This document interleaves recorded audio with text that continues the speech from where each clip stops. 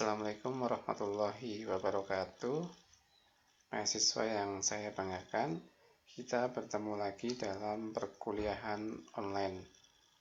Untuk hari ini kita akan membahas tentang asuhan keperawatan, khususnya pada gangguan perkemihan. Untuk askopnya adalah pada pasien dengan sindrom nefrotik atau nefrotik sindrom.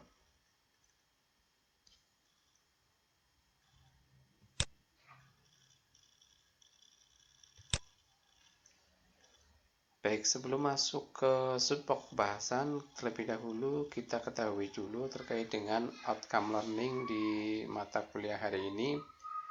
Diharapkan setelah mahasiswa mengikuti perkuliahan hari ini, diharapkan mahasiswa mampu mengetahui tentang definisi dari sindrom nefrotik, etiologi, manifestasi klinis, komplikasi, penata laksanaan, dan yang terakhir adalah tentang asuhan keperawatan kritis, khususnya pada sindrom nefrotik.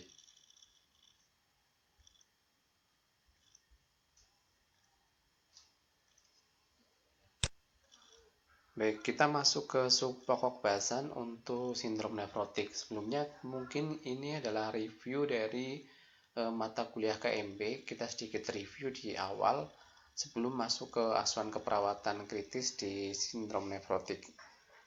Sindrom nefrotik ini merupakan suatu keadaan klinis yang disebabkan oleh kerusakan dari glomerulus dikarenakan adanya suatu peningkatan dari permeabilitas glomerulus itu sendiri terhadap protein plasma sehingga akan menimbulkan proteinuria, hipoalbuminemia, hiperlipidemia, dan akan terjadi udem. Ada pula yang menyebutkan bahwa sindrom nefrotik ini merupakan suatu tanda dan gejala yang disertai adanya udem, proteinuria, hipoalbuminemia atau penurunan albumin, dan hiperkolesteremia atau peningkatan kadar lemak di dalam darah. Kadang-kadang juga terdapat hematuria, hipertensi, dan penurunan fungsi dari ginjal tersebut. Biasanya sindrom nefrotik ini bisa juga menyerang pada usia anak-anak.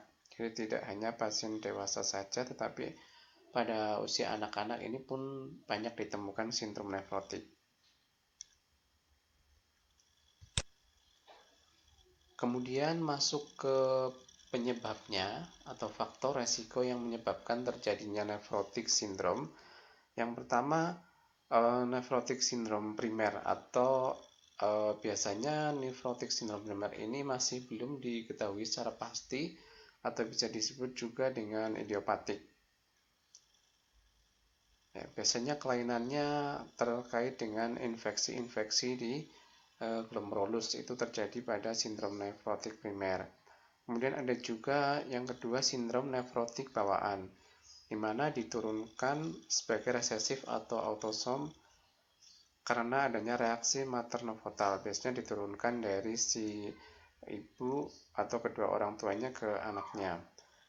Yang ketiga adalah sindrom nefrotik sekunder. Biasanya disebabkan oleh beberapa faktor penyakit penyerta.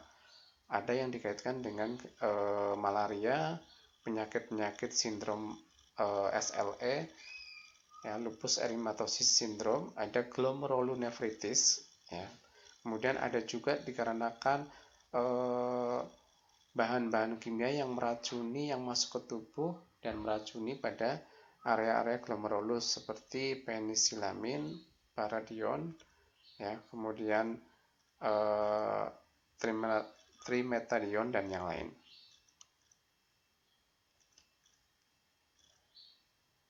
Nah, di sini di gambar ini menerangkan bahwa tanda dan gejala dari nefrotik sindrom. Ya, tadi ada udem. Ya, udem ini disebabkan karena adanya penurunan dari hipoalbumin. Ya, jadi terjadi perubahan osmolalitas cairan sehingga akan terjadi penumpukan cairan di dalam intrasel. Kemudian ada takikardi, ya, di mana terjadi peningkatan dari denyut nadi ya akibat terjadinya peningkatan perfusi jaringan. Kemudian ada proteinuria ya. Kemudian ada hiperlipidemia ya di sini.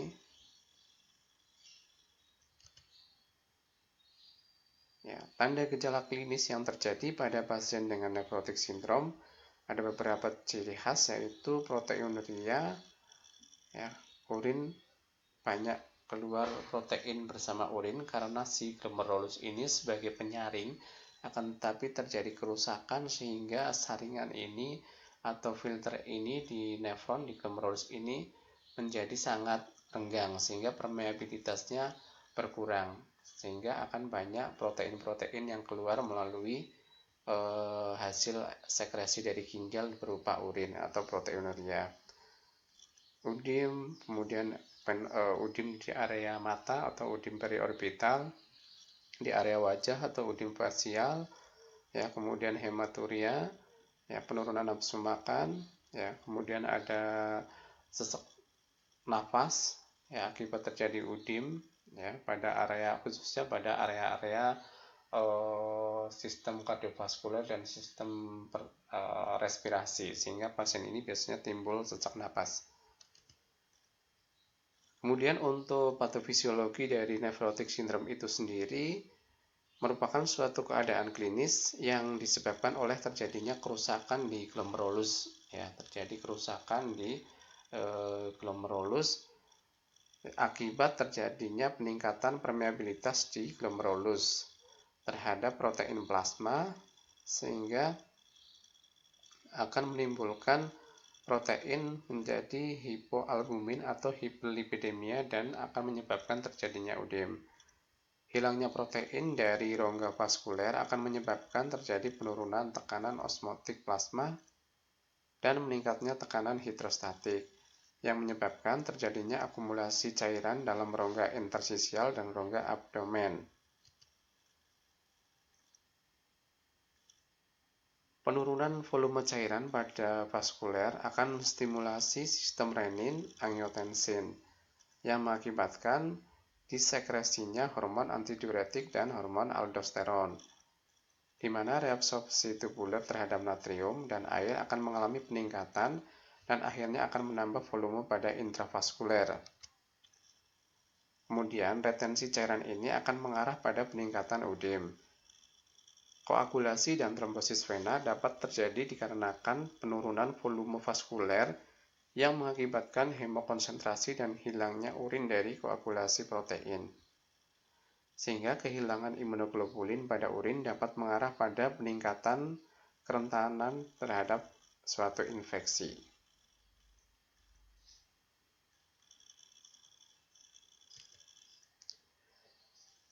Ya, kemudian kita masuk ke komplikasi dari sindrom nefrotik adalah yang pertama, pasien ini bisa mengarah ke shock hipovolemik dikarenakan pasien ini mengalami hipoalbuminemia, ya, kemudian yang akan menyebabkan terjadi hipovolemia yang sangat berat, ya, penurunan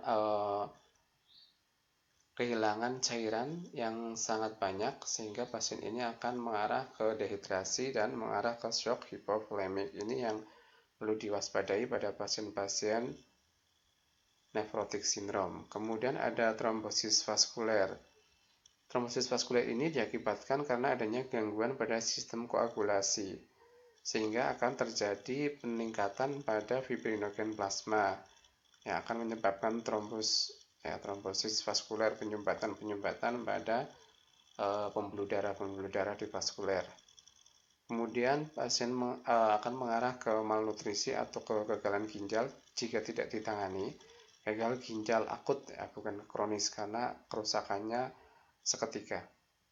Kemudian mengarah ke udim pulmo, ya, pada paru-paru yang diakibatkan karena suatu kebocoran pada cairan intravaskuler dan dia masuk ke dalam paru-paru sehingga menyebabkan terjadinya hipoksia dan dyspnea pada pasien, ya, sesak napas. Kemudian terjadi penurunan atau perburukan pada sistem respirasi. Ya, ini terkait dengan retensi cairan atau penarikan cairan ke dalam intrasel yang terlalu berlebih.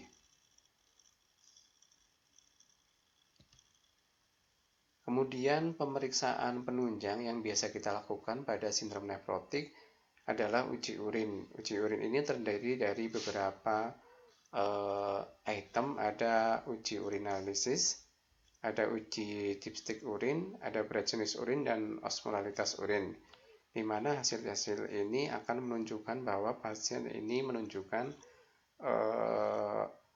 gangguan pada glomerulus. Ya. Urinalisis terjadi penurunan protein di dalam terjadi proteinuria atau banyak kehilangan protein melalui urin. Kemudian uji dipstik urin maka dihasilkan positif untuk protein dan darah. Ada berat jenis urin. Di sini terjadi peningkatan berat jenis urin, peningkatan urin, protein di dalam urin. Ada osmolalitas urin yang terjadi peningkatan osmolalitas urin. Yang kedua, kita lakukan pemeriksaan dengan uji darah, di mana uji darah ini terdiri dari beberapa item. Ada pengujian kadar albumin serum, kadar kolesterol, kadar trigliserin, kadar hemoglobin, hematokrit, dan kadar trombosit. Di mana kadar albumin serum ini akan terjadi penurunan kurang dari 2 gram per desiliter.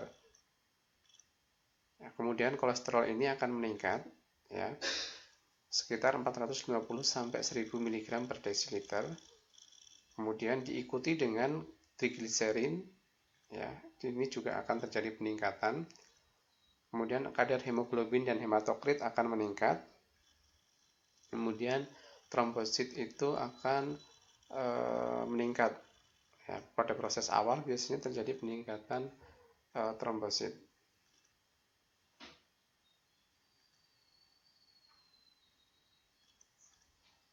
Kemudian uji diagnostik ini berupa biopsi ginjal untuk mengetahui apakah ada kelainan pada sel-sel atau pada jaringan-jaringan di sel ginjalnya. Kemudian untuk penata laksanaan medisnya, yang pertama adalah pemberian kortikosteroid.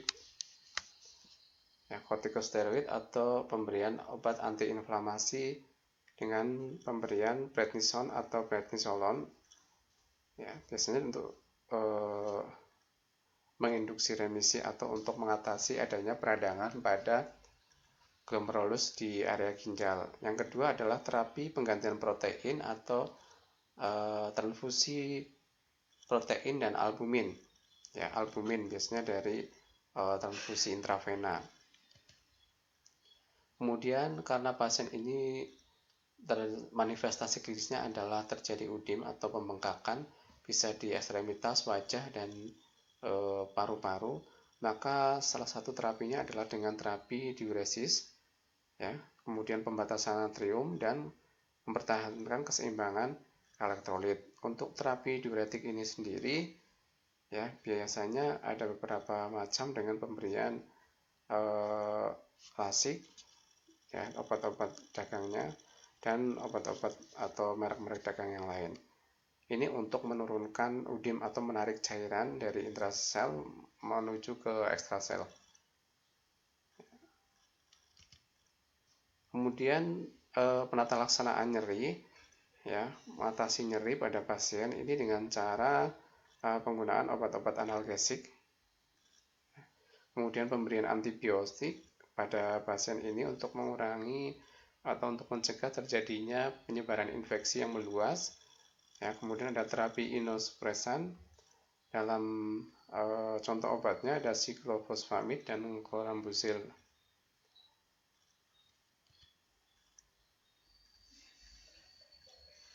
Baik, setelah itu kita masuk ke asuhan keperawatan.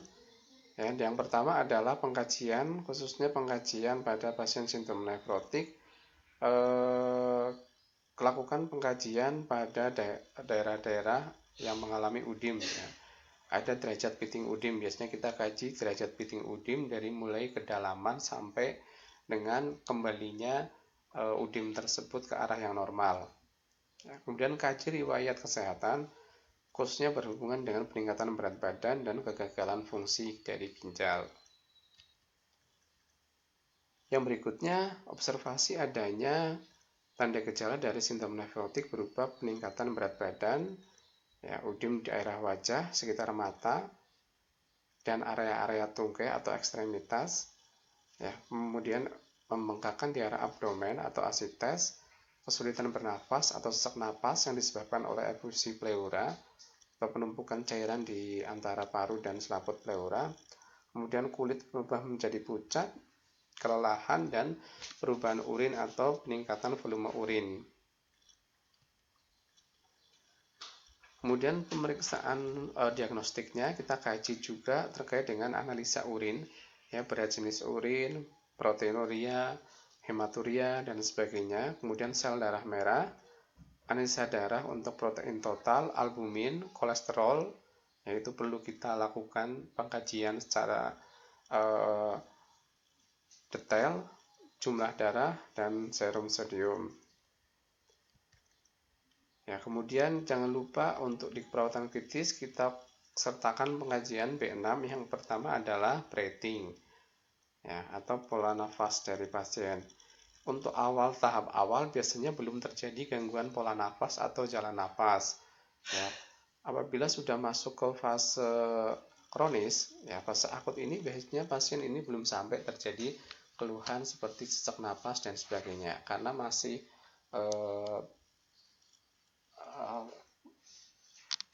kondisi yang masih normal. Kemudian kalau sudah fase yang lanjut, di sini bisa mengalami gangguan di mana terjadi perubahan pola nafas dan gangguan jalan nafas karena respon dari UDIM di pulmoner dan terjadinya efusi pleura. Ya, karena terjadi UDIM di area pulmo dan terjadi efusi pleura, sehingga respon pasien ini biasanya mengalami perubahan di respirasi atau peningkatan respirasi. Ya, pasien ini sesak napas. Kemudian yang kedua adalah blood. Ya, blood ini dikaji ada tidak penurunan curah jantung, ya, atau beban volume jantung meningkat. Untuk di fase awal biasanya belum terjadi penurunan curah jantung. Nah, penurunan curah jantung ini akan terjadi di fase yang lebih akut, sama seperti breathing. Ya, biasanya pasien-pasien yang sudah masuk di ICU ini sudah fase-fase yang sudah lanjut atau fase-fase yang kronis. Jadi biasanya sudah sampai terjadi penurunan curah jantung. Brain atau tingkat kesadaran atau neurologi, kita kaji adanya gangguan di area UDIM penobarbital, ya, sklera icterik, kemudian sudah mengalami penurunan kesadaran pada pasien, ya. Kemudian ada bladder, terjadi perubahan warna urin, ya, biasanya pada pasien, ya, urinnya berubah menjadi coklat, kemudian dan banyak produksi urinnya. Kemudian yang untuk fase awal, kemudian untuk fase akutnya biasanya pasien ini sudah mengalami perubahan jumlah urin, ya, urinnya biasanya menjadi pekat. Kalau awal itu belum, kalau sudah fase ke akut dia sudah sedikit dan berubah menjadi pekat. Untuk yang bowel biasanya terjadi gangguan mual muntah di fase awal, anoreksia, penurunan nutrisi, ya. Ini di fase-fase awal. Kemudian di pengkajian B6 terakhir, bone, biasanya terjadi kelemahan fisik, ya, adanya UDIM di area tungkai dan keletihan secara umum. Nah, ini adalah pemeriksaan atau pengkajian B6.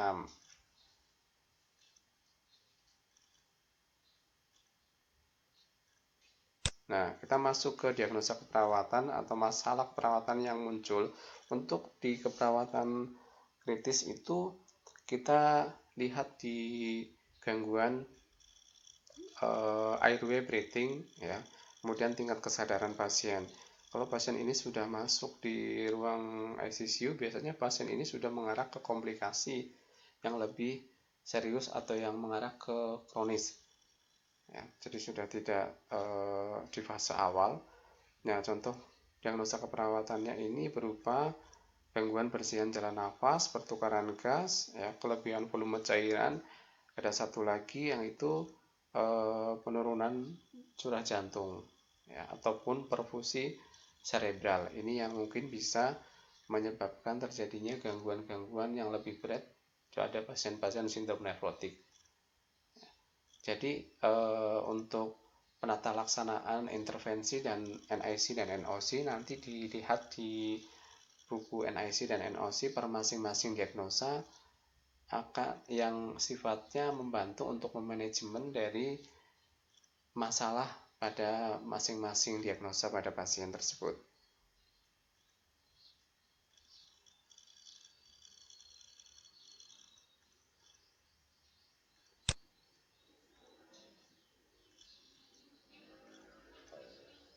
Ya baik, jadi tadi kita sudah membahas terkait dengan sindrom nefrotik. Ya, nanti silakan direview kembali untuk sindrom nefrotik dari mulai definisi sampai dengan penata laksanaan. Bisa juga mahasiswa nanti menambahkan jurnal-jurnal terkait dari nefrotik sindrom itu sendiri. Baik, terima kasih. Wassalamualaikum warahmatullahi wabarakatuh.